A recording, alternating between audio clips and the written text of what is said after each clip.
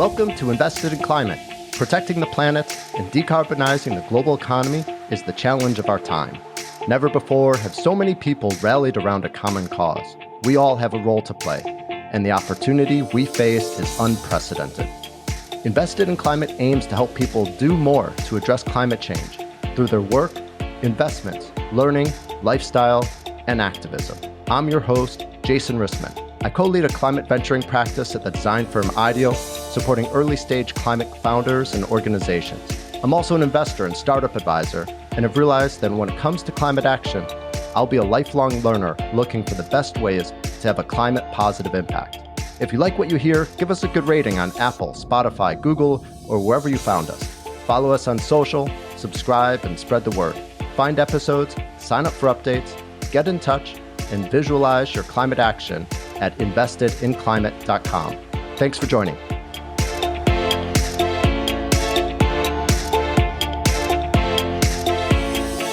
We've basically taken all of the technology, all of the components of an off-grid home solar system, and we've shrunk it down to a man-portable 26-pound, 29-pound system that's modular that you can take with you anywhere. So you can literally have portable solar generator anywhere you go.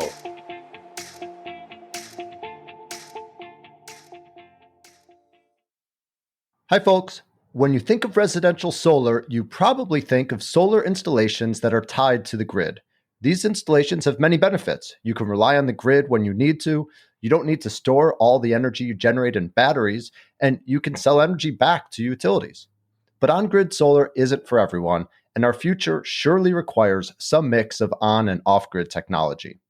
To learn about the use case and business opportunity of distributed off-grid solar, I sat down with the founders of two growing off-grid solar companies. Arnold is the CEO of YouSolar, and Sean Leuengrath is the CEO of Energy Solar. Both Arnold and Sean have been in the industry for a long time and really help clarify why off-grid solar matters, who it is for, where the industry is at, and where it's likely to go. Their two companies offer really different products, and understanding their differences really helped me understand some of the different applications for off-grid solar. And as it happens, YouSolar is actually in the final stretch of an equity crowdfunding campaign on Start Engine, which you might want to check out if you really like what you hear. Okay, here we go. Sean and Arnold, welcome to Invested in Climate. Very glad to have you here today. Nice to meet you, Jason. Nice to meet you, Sean. Yeah, nice to meet you, Arnold. I'm a fan from afar. I've been following you and YouSolar and Jason as well. Your podcast is awesome. I'm honored and grateful to be here on the show with you today. Great. I'm thrilled. I wasn't sure from all of our background coordination if you two already knew each other, but it's very cool to bring together two entrepreneurs working in this space, and great that I'm sure you know of each other, and now you get a chance to actually be in conversation. So we're here to talk about a lot of different things, but really focused on the companies that you're building and the space that you're both operating in. And I'd love to get started just by learning about each of you and how you came to become CEOs and founders of your respective companies. Arnold, will you kick us off and share a bit about your history, the problems that you became interested in along the way, and how it led to creating YouSolar? Well, thank you for giving me the chance. And with many of us, and I'm sure the same is true for Sean, we have a history how we come to this. We just don't wake up one day and say, hey, I'm going to start a solar energy company. In my case, I was very interested in environmental issues when I was young, and early on decided that of all the renewable energy technologies available to us, solar would be the most important and dominant one. And I came to University of Colorado at Boulder to work as a graduate student at the National Renewable Energy Laboratory in Golden, which is just down the road. That didn't turn out. Congress/funding, I lost my position there as a doctoral candidate, and so I did a PhD in superconductivity. But I was lucky that in town in Boulder, there was a consulting firm that's now part of S&P Global, and I found a way to get back into energy as a general energy consultant, did very well for the company, made them a lot of money. And that gave me a chance when the National Renewable Energy Laboratory came to our consulting firm asking for a study on solar to prove the merits of that as a utility scale generation source. I raised my hand and said, I'll write it. And, because I'd done well for the company, they allowed me to get on this tangent. And that study became fuel from the sky. It was the blueprint for the utility scale development in the desert Southwest and did a lot of good within the Department of Energy. With that study, I returned to my passion and then founded my first company, SkyFuel, which are large-scale parabolic trough concentrators. We built a couple of demonstration units, but then, as many of you know, fracking came and crashed gas prices, which really undermined, the kind of thermal solar that parabolic troughs deliver and turn into power. We had the advent of low-cost photovoltaics from China, and of course, we had Lehman Brothers. And all of this came at the same time, and the result was we had to sell our company. And I also then at that point took a back seat and asked myself, well, I've seen what the problems are of utility scale solar in terms of land use, in terms of interconnection. What potential opportunities are there in distributed solar? And that led me to believe that there is another path. And jump a little ahead, but we'll get this certainly, is if the sun shines everywhere, why is all solar grid tight? That just made no sense at all. And so then my goal was, and similar to Sean's, on a different level of power, literally meaning kilowatts, I set out in this path to develop a system that we call independent power. So can work everywhere just like the sun. And that's what led me to found YouSolar almost 10 years ago. Fantastic. Thank you, Arnold, for sharing your story. Sean, what about you? Tell us about how you came to be Inergy's founding CEO. I'm actually a refugee from Laos, from the Vietnam War. So my family and I literally escaped from Laos in 79. And we're in refugee camps in Thailand and the Philippines. And fortunately, we were sponsored to come to the United States. And I grew up in the Bay Area. So I think, Arnold, you're in the Bay Area as well. So that's where I pretty much my formative years was in the Bay Area. But I actually, went to school in Utah at Brigham Young University, and then did my master's at Berkeley, Columbia, my MBA and so forth. But I actually have been working in tech most of my career, in finance, and then more into more of the operations side. Again, not thinking that I would ever go into renewable energy, solar and whatnot, but one thing led to another. I actually did my first startup. I actually left Apple and joined a Sequoia-backed startup in China, enterprise software. And then basically after several years in China, came back to the United States and joined a late stage Kleiner-backed startup. So again, worked in large companies, including Cisco and Oracle and PeopleSoft and Apple. And then I went hard to the other side, to the startup side.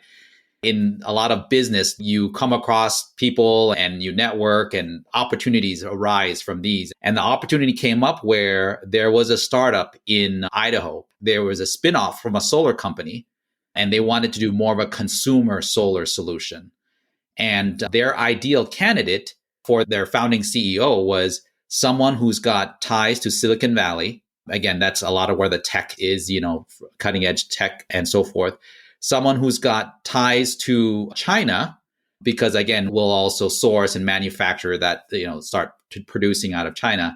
And then someone who actually has ties in Salt Lake City or in Utah, because the idea was eventually to move the headquarters from Idaho to Utah. And I checked all the boxes, and I fell in love with the mission of the company. And the mission of the company, Inergy is a mission-based or purpose-driven company. And our mission is to provide the world with affordable, renewable energy from a bottoms-up perspective, from a consumer products perspective. And having been a refugee, having, had the experience that I've had, I almost felt like it was my duty to go and jump in and try to get this off the ground, because we wanted to provide solar to, as they say, there's like a number that's thrown out, 1 billion people in the world that don't have access to energy, to electricity. And we want to basically, tackle that problem and provide a solution for all those people to get access. And that's how I became the CEO of Inergy. I mean, basically, we packed up from the Bay Area, moved out here to Salt Lake City. And yeah, that's how I became the CEO of Inergy. Wow, what a fascinating background, and thanks for sharing your history as a refugee. And imagine that makes the work that you're doing all the more rewarding as you're thinking about solar access, no matter who you are or where you are. So let's get into understanding your products a bit better so that everyone can really understand and picture what we're talking about. Sean, why don't you go first and tell us a bit about Inergy's product lineup and also who your target customers are? At Inergy, as I mentioned earlier, we are taking a bottoms-up approach to solar, right? We all have the goal and desire and ambition to democratize solar, to get solar to everybody. I think Arnold talked about, the sun shines everywhere. How come we can't get solar everywhere? Well, our approach, again, I think similar to my experience at Apple, how, for example, the iPod, the MP3 player existed, but how do we proliferate that technology to everybody? We make it simple. I mean, we make it a very simple consumer product. And that's the approach that Energy has taken. So what our products are, what we describe as off-grid home solar systems in a box. We've basically taken all of the technology, all of the components of an off-grid home solar system, and we've shrunk it down to basically a man-portable, 26-pound, 29-pound system that's modular that you can take with you anywhere. So you can literally have a portable solar generator anywhere you go, whether you're at home, where you can put your solar panels on your balcony or on your lawn. You want to have roof mounted or, permanently mounted solar panels. You can just put our portable solar panels, which we sell as well, and just literally plug it in. So we describe our solution as mail order home solar. And so I like to paint a picture where you go to our website, you order the system, it shows up basically in 3 boxes. The first box is the head unit, another box is the battery, another box is a solar panel. You open the 3 boxes up and you plug it in, and it literally just works.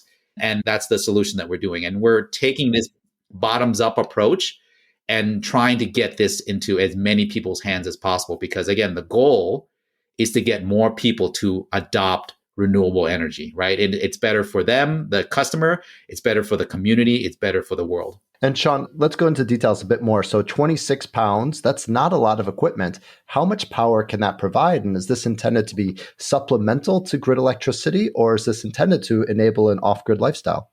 We are passionate about our development process. We are a lean startup or agile, so we wanted to iterate. We start off with a hypothesis that people do want portable power that's very simple to use and so forth. And that's kind of where we started off, is building these smaller systems just to validate if there is a market for this level of power. And to answer your question, Jason, so our head unit, which houses the MPPT charge controller, which basically converts the solar power into a usable form that the battery can take, it's also got a 1,500 watt pure sine wave inverter. So again, 1,500 watt inverter doesn't power your home AC system. To help people understand what a 1,500 watt inverter does, is you can actually plug your washing machine at home into our system, and it'll actually do 3 full loads of laundry on one battery. Now, if you have a second battery, you can do 6. You have a third battery, you can do maybe 10, because it's actually not linear. It's actually, the more batteries you have, the more voltage, stability, and the power is a lot more efficient. You can power more, but you can't plug your electric dryer into it. I love the example of a washing machine. That's something we can all relate to. Really quickly, because I want to turn to Arnold and to hear about YouSolar, but just really quickly, tell us, how far along are you with growing the company and with commercialization? We've been in business for about 8 years, and we have about 30,000 customers. We started off with 3 of us, and now there's 30 plus. Yeah, again, the number goes up and down, but yeah, we've grown significantly. But we focus primarily on the direct to consumer channel, because that's the most direct, easy to get going. That gives us the most options and does not make it too complicated. And we're mostly in Canada and the US. We've done a data visualization reporting, and we've plotted where all of our customers are, and we're literally everywhere in the US. I mean, we have customers in every state and every major city. So yeah, that's where we've been. Great. Well, congratulations on the progress. 30,000 is a significant number of customers. So great to hear you've gotten that far. Arnold, let's hear from you. Tell us about YouSolar's products. What have you built to date, and what do you envision building in the future? Well, thank you. I think a great way of juxtaposing to Sean's company's product is to share that we're just doing a project, a home, actually 2 homes, that have 150 kilowatts of power delivered by the power block. So it's a factor of 100 more than what Sean's company is doing. So that I just want to frame a little bit, the space we're operating. And I chose that space because I was very well aware of companies like Sean's and, that deliver the kind of, I would call them, solar home kits, right? They're in the single kilowatt range. I don't know, Sean, if you operate on 50 or 24 volt, anyway, these are also relatively, in my language, low voltage systems. But if you want to go into higher power, you need to change the electric potential up to hundreds of volts for efficiency, cable sizing and converter sizing. And we found that there isn't really anyone in that market. And the reason is it's not easy, particularly if you want to make this as some kind of a consumer or electrician designed product, because at 150 kilowatt, you can cause some real damage to yourself and your equipment. So how do we deliver a product? How can we deliver a semi truck, with a servo that, a small person could also drive? And that required really asking yourself is what's the right topology? What's the right product design? And so with that, we have arrived at that. So I'm going, telling the story a little bit backwards. So that's the product. It's ultimately a modular, very safe, high power system that operates now between 380 and 600 volts. We have a two-stage system now. And the target market for this is really currently the high-end residential market and small commercial market. Because, 150 kilowatt is a lot of power. People that approach us right now are very big homes that have multiple car chargers. And we'll talk about them, why they're needed in a moment. Or small commercial, retail stores, smaller grocery stores, grocery chains. And their interest is primarily not resilience, like the homeowners, but shaving peak power. And so we can deliver them, 100 kilowatts or 50 kilowatt, whatever power they want to shave off. So in terms of the need is our customers are basically people for whom the grid is not cost effective because of peak shaving, isn't resilient enough, or for some other reason isn't even there. The customers want to and have this idea, and we can deliver it, that they can live a normal life independent of the grid. That doesn't always mean without the grid, but in a way that if the grid was to go away or is never there, it doesn't really make a difference. And that is what we have taken on, and we're doing very well in this market. It's been quite the engineering challenge, and we have solved it. And that's where we can go. And a little bit to Sean's product and even the lower solar lantern business, which is kind of a level below what you guys are doing. The idea is with the power block, you can do work. With the solar lantern, you can see what you want to look at. With Sean's, solar kits, home power systems, you can keep yourself operating. You can keep some critical things running. With the power block, you can actually do work, meaning you could run air conditioners, you can run your office work, or you can actually, run small refrigeration units and, for selling groceries. So that's the difference in what we do. But I will say, Sean, to your mission, I was very much driven by the same goal of powering, democratizing the world. And behind me, which you cannot see in the podcast, but please come to our website, is the stackable version of the power block. So despite the fact that we can deliver a 300 kilowatt hour storage system with 150 kilowatts of power, it's hand installed by two people because no module, no unit weighs more than 100 pounds. Plug and play. So that's really our product and our market. Arnold, thank you for that overview and also for helping distinguish between the different products in the marketplace. Tell us just briefly the company history and how far along you are in terms of commercializing. So we have been at this for a while, just like Sean. We haven't sold as many systems, but we have sold much larger systems. We have been selling since 2019, and now this year we hope to sell 35 systems for about $5 million worth of revenue. So it gives you an idea how large these systems are. We will be introducing the second generation power block or the dual bus with the two electric potentials in August, September of this year. And we're actually delivering only that power block now going forward because it has so many advantages. So this year is really our big year of having multiple installations. We did 6 installations last year. We have a total of 8 running, but this year will be 35. And then we try to go into the 100 or 200s the following year. Fantastic. Okay, so we have 2 growing solar companies that fall within the field of off-grid distributed solar, as in your products provide energy to customers without needing to tap into electricity grid. Let's talk about the importance of off-grid solar. Why is it needed? And how big of a role does it currently play? And what role will it play in the future?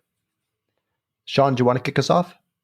Yeah, so off-grid. So our technology and what we look at is actually, we'll call it developed country and developing country. So from a developed country perspective, like these are communities that have a very robust, utility grid and, power and so forth. From the perspective of, let's say, a developed environment, off-grid to us means resilience. Because even though, for example, not to pick on Texas, but, we thought Texas was pretty solid, right? But then there's, natural disasters or things that happen, and then it knocks out the power. You never know what will happen. And so for us, off-grid And having an off-grid solution means greater resilience in your, the world that you live in now. In a developing country where, either there might be electricity, but it's very unreliable, or you're even living in communities where there is no grid. Off-grid means the ability to prosper, to be able to have access to education, health, entertainment, just all those things that help enrich life. That's how we think of off-grid, why off-grid is such an important concept. And, ultimately, it gives you flexibility, it gives you power, it gives you, kind of options to do that. And that's basically what we want to do. We want to give people the option to have power wherever they are, whether they're on grid or off grid. It gives you that flexibility and power. Thanks, Sean. Arnold, anything you'd like to build? Yeah, we come from a different side to this. And I want to introduce a term that we prefer, which matches. We call it grid forming and high power grid forming systems. What's unique about this? Few people understand that the biggest problem for the grid isn't really energy production. Energy often gets sold at a negative price. You have people who get paid to take it, specifically solar during noon. But what's valuable is firm power and power per se, high power. For example, the difference between the average power entering your home and your peak power in your home is a factor of 10. So the reason the typical solar battery system cannot power the entire home, or people cannot run the home directly off solar, even if it was set up in an islanding mode, is because you're woefully outgunned by the amount of power your house needs. So the true transformation isn't, in our view, off-grid or on-grid power, grid-tied or non-grid. It's high-power grid-forming systems. Grid-forming only in a sense because it's naturally comes with it, because that means you're no longer relying on the grid as the power source. This is getting a little complicated, but it's really what the underlying driver is. If you lift it all up, it's the physics underneath that's driving our market. And I give you a really good example of that. We have the all-electric home coming. And we have situations. I just got an email before we got on this call. PG&E can only provide 320 ampere to the house. That's it. No matter what, they will have to dig underground. Well, the house wants to have 400 ampere. So it needs it for the car charger, induction stove, heat pumps. But we can deliver that power. Now, remember, there's plenty of energy flowing into this home over the 320 ampere connection because it's only 1/10 of the power required. So we have customers right now that we arbitraging for PG&E power. So, okay, PG&E can come in, charge you $125,000 to upgrade whatever service you have to 400 ampere. Or you can go to YouSolar. For the same money, you get an independent power system. We still may source some energy from the grid, but we provide the 400 ampere. That's 100 kilowatt in this case. So some of our customers, it's a no-brainer. I can give $150,000 to $125,000 to PG&E. I still pay their rates. I still have the resilience problems. Or give the money to YouSolar. I have all solar. I'm independent. I'm resilient, and I have choices about my energy sources. So that's a big driver. But that's not even unique, and it's actually a systematic one. And that's what we're banking our energy the company on. Is as homes electrify, this will happen spotty. Right? You, Jason, may decide, I want to have an all-electric home. You're sitting in a neighborhood which is laid out for everyone getting 200 ampere. But suddenly your home needs 400 or, God forbid, 600. They cannot just rebuild the entire street for your 600 ampere. So they need to do something for you, and that's costly. When our divisions were built, everyone, was getting started, the big boom, the 50s, 60s, everyone got the 100 or 200 ampere, and everyone built their American dream. Now the American dream is in restoration and rebuilding itself in terms of the home. And so we find an opportunity to be, no pun intended, a power company, right? A power provider. So, and that goes back a little bit to Sean, because he's actually on the same playing field, the same story, because what will make a solar and renewable energy penetration in the world infinitely possible is that we deliver a local power, that we on the grid or within the community move energy around whenever it comes. Trickle, like the windmill and the prairie that fills up the vat and the cows come in the evening and drink all at once.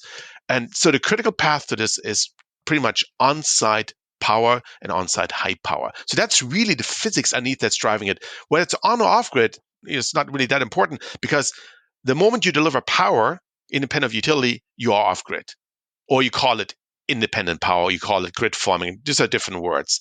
And that's really transformation we're seeing. So we're seeing something that's in the trillions of dollars driving this market, because the choice is a central grid that delivers power or a mesh grid that delivers energy with nodes of power in homes and businesses. And I think anyone who's ever thought of the internet will believe that a network is better than a central system. So that's really the driver that we see. Arnold, let's unpack this just slightly because I think everyone probably listening to this is comfortable with the idea that additional renewable energy is a good thing that provides more resilience, more power to those that are accessing it. Perhaps it also is the cost for the user, the homeowner. But most people that are shopping for solar are calling up Sunrun or the big solar companies. And I think what you're offering is a different kind of technology. And so help us understand really what is that difference, and particularly from a user experience perspective of how does that homeowner actually experience your technology differently than if they were to call up one of the big solar companies that we see driving around in the vans every day. Yes. So this entire grid-tied solar business, until now, the advent of batteries for energy storage, pretty much be based on the idea that I have a utility that will always take my energy. They're a willing buyer. And this was done through legislative regulation. But the utilities do not want your solar power at noon when you're at your office. It has no value to them. There's no demand and there's so much of it. But until then, with the net metering, about 40% of the energy is self-used by the home, 30%. The rest is net metered and comes back in the evening as coal or gas. But that's how we started the grid-tied business. It was great because we added energy on the margins to the system, and at that point, it didn't matter. As we increase penetration, it's important that we move energy storage and move production to the evening. And that's what all these Tesla, SunVault, LG Chem batteries are doing. And that's really becoming a package.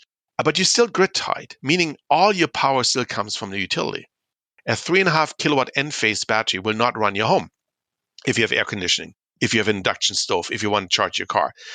The difference with the YouSolar product is that people basically have choice now. They're independent. They have an independent power system. They will source energy from the grid if their grid, we call it connected at this point, if they choose to. We have systems in Calistoga, for example, that during the summer months, say from June until September, will never even connect to the grid.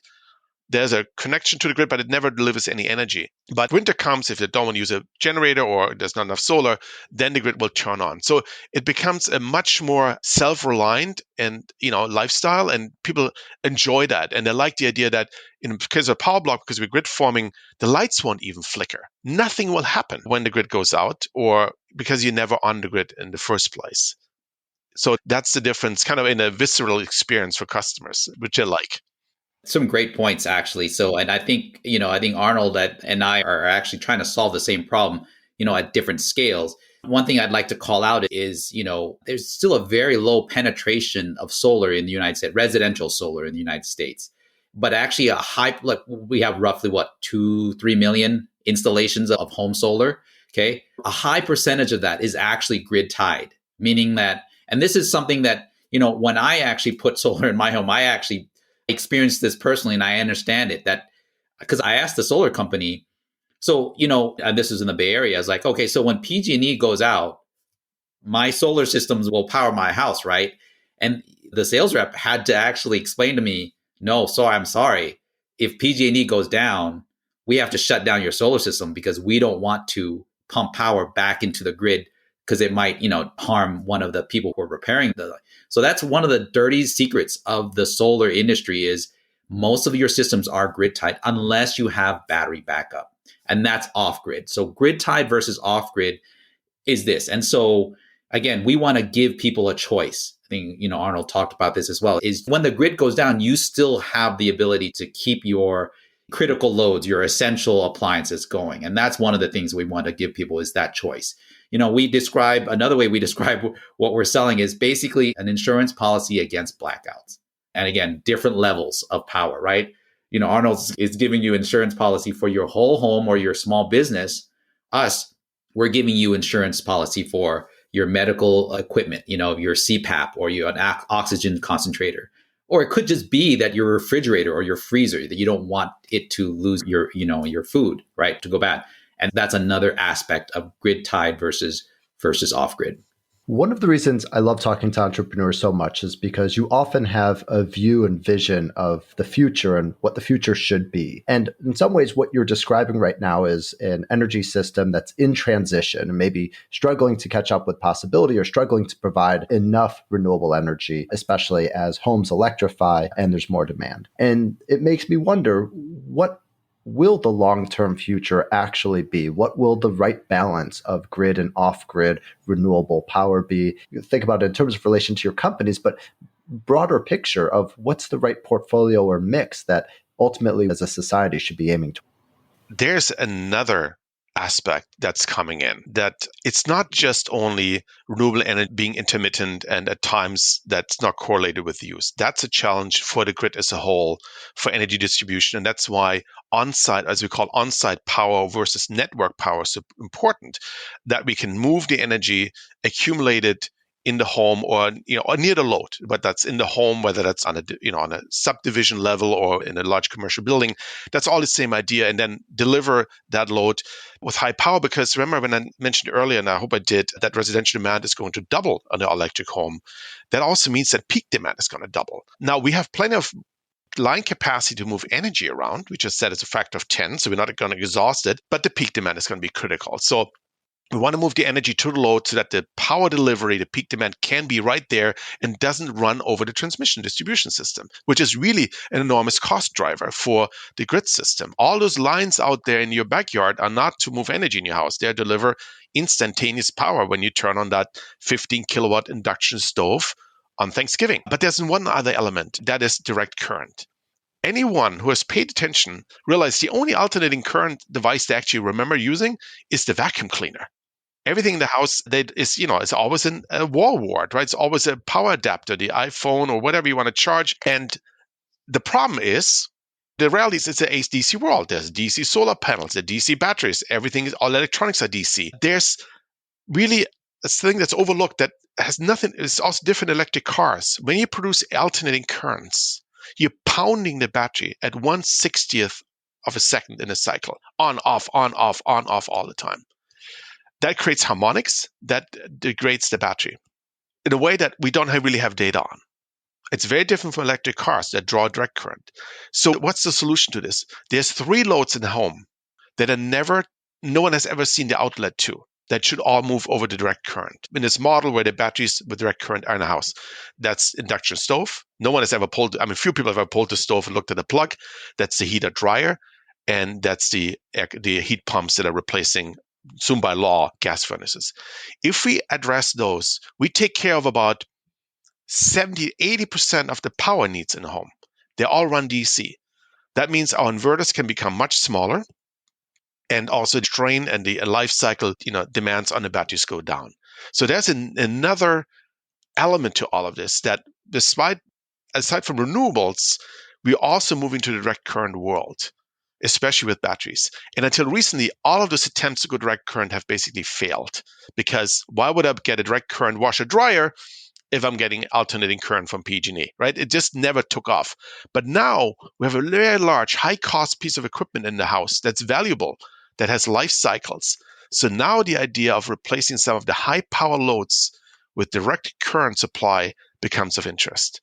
So that's why the Power Block, for example, by NOAA also delivers 380-volt direct current, which is a new emerging standard for direct current power in the home and business.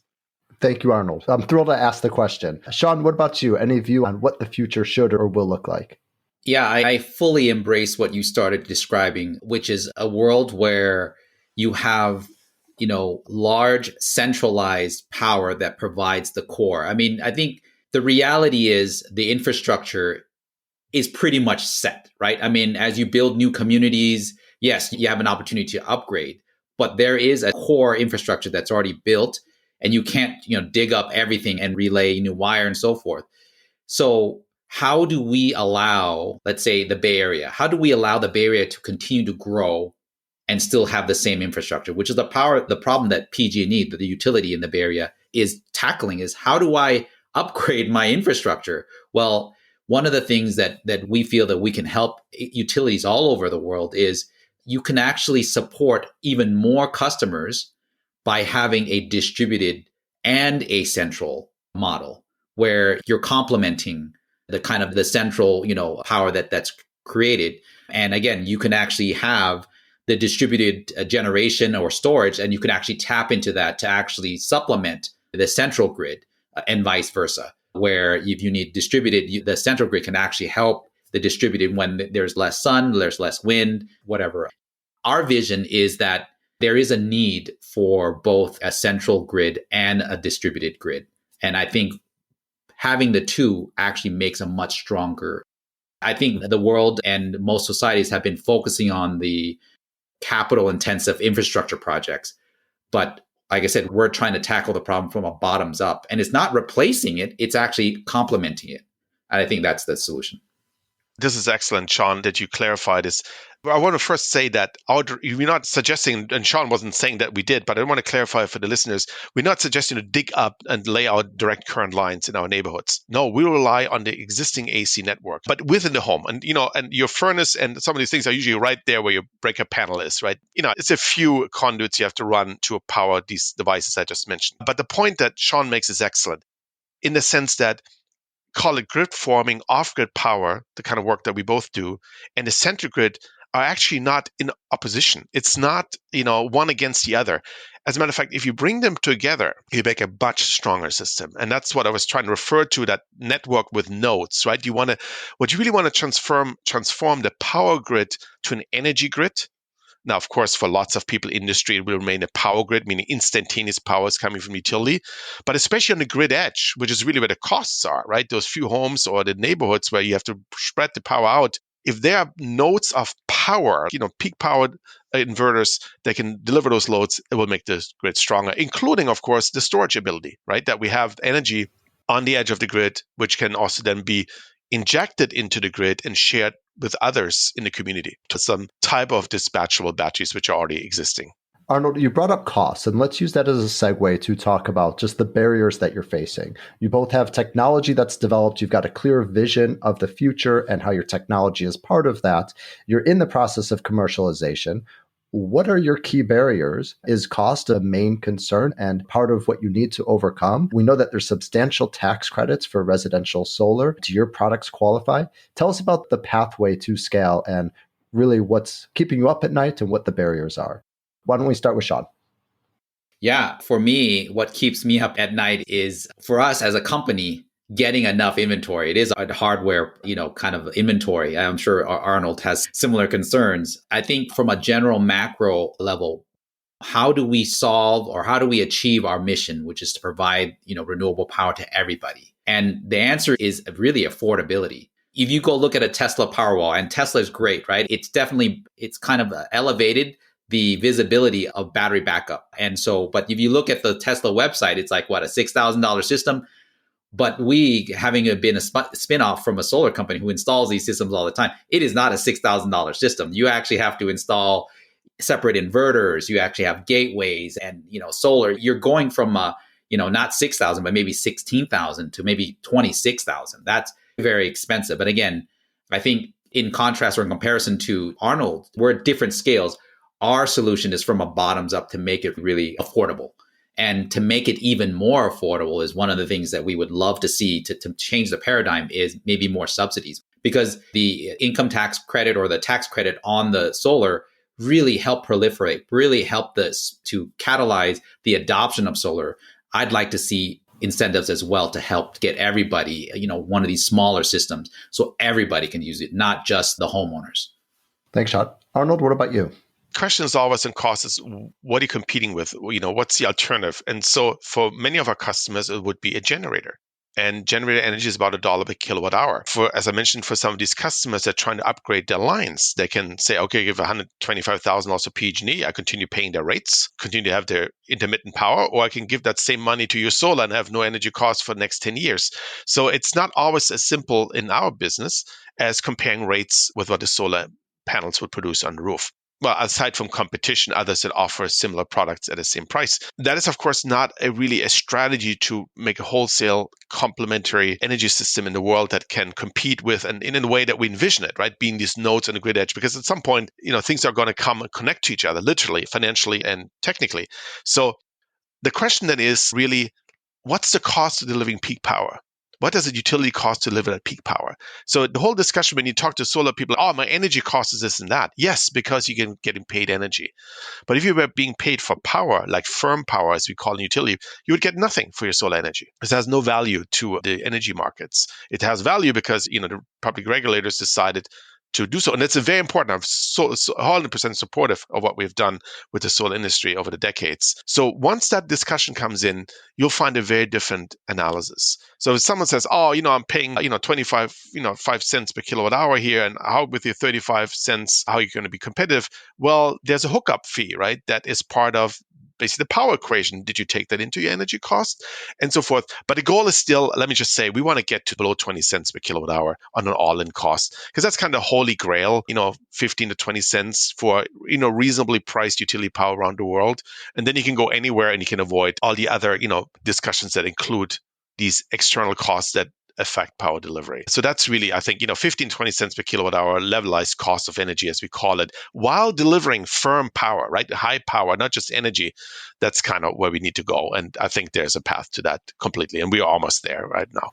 One thing that I noticed that was interesting as a similarity that both companies share is that you both were successful at using investment crowdfunding to help fund your businesses. And often we're hosting conversations with founders that are working with traditional venture capital. And I'm curious about your experience with crowdfunding. Why did you go that route? And was it helpful? And also, have you been successful at really leveraging the numerous investors that you have as helping build and grow the business in your profile? I think whoever came up with crowdfunding needs to win a Nobel Prize, because Arnold, one of the things that I actually have a mental note to follow up with him on is his experience with equity crowdfunding.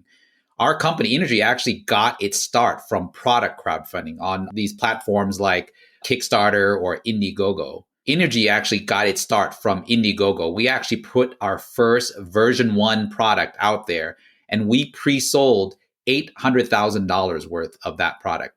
We had hundreds of customers actually give us $1,500 for our basic system to start off with. And they gave us a total of $800,000. And that allowed us to get our manufacturing operation, our fulfillment operation, get the company started. And I believe that's brilliant, because why crowdfunding is because, wisdom of the crowd, right? I mean, implied or inferred in that is that if you have a solution or an offering that meets people's needs, they will vote with their pocketbooks, right? They will give you the money. And that's the principle of crowdfunding is you present a solution or an offering that solves people's problems, they're willing to give you money for it. And so, yeah, we actually started off, like I said, on a product crowdfunding, and then we did it ourselves. We did pre-sales. We did the next version of our product. And we did, again, we did 4 million in pre-sales. People gave us $4 million, again, one customer at a time. And in a sense, it is investing in the company. And again, we feel like this is a great way to actually help grow the company. We also actually have raised a venture capital. We have angel investors that have given us money, and we're actually now raising a Series A. But I think, looking at successful companies that have done the equity crowdfunding, YouSolar, this is an announcement that we're actually going to be following in YouSolar's footsteps. We're going to do equity crowdfunding as well. Not necessarily to raise the capital, but we actually, in the spirit of democratizing access to investments into clean technology, we want to allow our customers to actually invest in us, to be able to participate in the growth and the kind of the innovation. Our customers tell us they love us. We want to give them an opportunity to invest in us, maybe 500 at a time or 200 at a time. And that's the beauty of equity crowdfunding. Thanks, Sean. Arnold, let's hear about your experience, because it's something that you've done a couple of times. Yeah, of course. I looked at product crowdfunding, right? You invest in a company. For this, you receive one of their products. It doesn't work when your product size is like $25,000, $50,000. So I was frustrated by that, and I'm happy to share in a moment why venture capital didn't work for us to date, and did work for my first company, also in a different time. But let's go to how I found equity crowdfunding. I brought in angel investors from all the world, mostly the United States, but also international, from Indonesia, Singapore, people that understand the challenges. But that at some point, I needed just to get to the next level. It didn't help me to have $25,000 or $15,000 here and there. We needed to build something technically relatively demanding, as Sean probably can appreciate, and anyone who has done this kind of work. I was one of the finalists at the Clean Tech Open event in Los Angeles. And, there's these breakout sessions, and one said alternative funding. And I'm like, okay, I'll be in that session. I mean, there's no question about it. And someone introduced equity crowdfunding. And I first didn't understand what, because I knew the type of Indiegogo or Kickstarter crowdfunding. And the representative there is the current vice president of Start Engine. And he explained the concept. And at first, this was all new to me. And then I wasn't quite ready because I felt we needed to have a product in the field, something more tangible. So I gave it a year, but then at the beginning of the pandemic, we launched a crowdfunding campaign, and we just blew it out of the water. But it was a confluence of a couple of things: pandemic, new product, new platform. So yeah, it was super successful at the time. Great. And Arnold, having done now 2 equity crowdfunding campaigns, about how many investors have participated? We have, through the platform, I know pretty accurately 2,000 investors, a little over 2,000 investors. And some of them are customers. Similar to Sean, there's a lot of people for whom the investment in YouSolar as a product is aspirational. This is what they would like to have if they could afford it. So a little different from Sean. They can afford it and they're buying it. But nonetheless, I would say every single investor in YouSolar, someone said, if I had the money, I definitely would get a power block. That motivates them. Arnold, Sean, thank you so much. Been really thrilled to hear about the products and the companies that you're building. For listeners whose curiosity you've piqued, I'm sure we will include links to your websites in the show notes. But beyond that, is there anything else that you suggest listeners do to learn about distributed off-grid solar? If you're interested in the product, please come to our website at www.yousolar.com. Or if you want to be also an investor in the company, we have an ongoing crowdfunding campaign that will officially close on March 15, midnight Pacific time. You can find us on Start Engine. Just search for YouSolar, and we welcome you to check out our hopefully very interesting campaign page and become an investor and hopefully also a customer. Thanks, Arnold. Sean, what about you? Yeah, for us, our solutions are like $1,500, to start off. And I think if you're interested in trying and, as they say, being involved or participating in this rooftop revolution or solar revolution, try it. You can buy a system, you can experience it yourself, and then you will see, first, I know you will value electricity a lot more. And then you'll see the type of solution that is out there that you can actually be independent. And, as I mentioned, we are also about to launch an equity crowdfunding on Start Engine. And so please, if you want to participate in our growth and proliferation of these solar solutions, please support us and visit us as well. www.energytech.com, INERGYTEK.com. Sean, Arnold, thank you both so much for being here. Best of luck with all your continued progress. Thank you. Thank you for having us.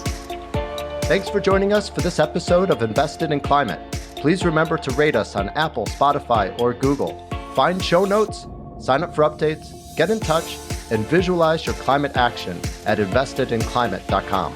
This podcast is for informational and entertainment purposes only and does not constitute financial, accounting, or legal advice. Thanks again.